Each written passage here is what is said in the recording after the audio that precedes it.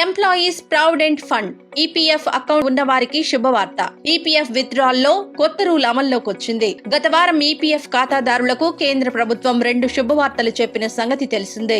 100 మంది ఉద్యోగులు ఉన్న చిన్న సంస్థల్లో 15,000 లోపు వేతనం తీసుకుంటున్న వారికి ఎంప్లాయీ షేర్ 12%, ఎంప్లాయర్ షేర్ 12%, 3 నెలల పాటు ప్రభుత్వమే చెల్లిస్తుందని కేంద్ర ఆర్థిక మంత్రి నిర్మలా సీతారామన్ చెప్పారు. ఇక కరోనా వైరస్ సంక్షోభం కారణంగా ఆర్థికంగా ఇబ్బందులు ఎదుర్కొంటున్న ఉద్యోగులు తమ పీఎఫ్ బ్యాలెన్స్ లో 75% లేదా 3 నెలల వేతనంలో ఏది తక్కువ అయితే అది నాన్ రిఫండబుల్ అడ్వాన్స్ గా విత్డ్రా చేసుకునే వెసులుబాటు కల్పిస్తూ మరో గుడ్ న్యూస్ చెప్పారు. దేశవ్యాప్తంగా లాక్ డౌన్ కారణంగా ఉద్యోగులు ఎవరైనా ఆర్థికంగా ఇబ్బందులు ఎదుర్కొంటున్నట్టయితే వారిని ఈపీఎఫ్ అకౌంట్ లోని డబ్బులు ఆదుకోనున్నాయి. మహమ్మారి కారణంగా సుమారు 6 కోట్ల మంది ఈపీఎఫ్ సబ్స్క్రైబర్లు నాన్ రిఫండబుల్ అడ్వాన్స్ తీసుకునే వెసులుబాటును కేంద్రం కల్పిస్తోంది. 2020 మార్చి 28 నుంచి ఇది అమల్లోకి వచ్చినట్లు ఈపీఎఫ్ఓ సర్క్యులర్ జారీ చేసింది.